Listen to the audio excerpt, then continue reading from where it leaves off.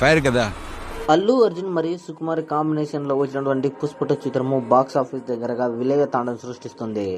2 రోజులు కంప్లీట్ అయ్యేసరికి ఈ యొక్క చిత్రము బాక్స్ ఆఫీస్ దగ్గర 449 కోట్ల కలెక్షన్లు సాధించి ఇండియాలోనే ఆల్ వరల్డ్ రికార్డు సృష్టించింది. గతంలో ఉన్నటువంటి RRR రికార్డును కూడా బ్రేక్ చేసి రాజమౌళి రికార్డును బ్రేక్ చేసిన చిత్రంగా నిలిచింది పుష్ప 2.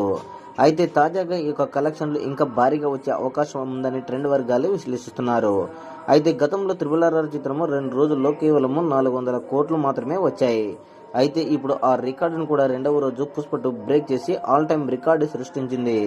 అయితే 3వ రోజు కూడా ఇదే హావా కొనసాగితే మటుకు కంపల్సరీగా ఈ యొక్క చిత్రము 500 కోట్లకు పైగా కలెక్షన్లు రాబట్టి all time world record south ఇండియాలోనే ఫస్ట్ మూవీగా నిలుస్తుంది అనేది ట్రెండ్ వర్గాలు విశ్లేషిస్తున్నారు.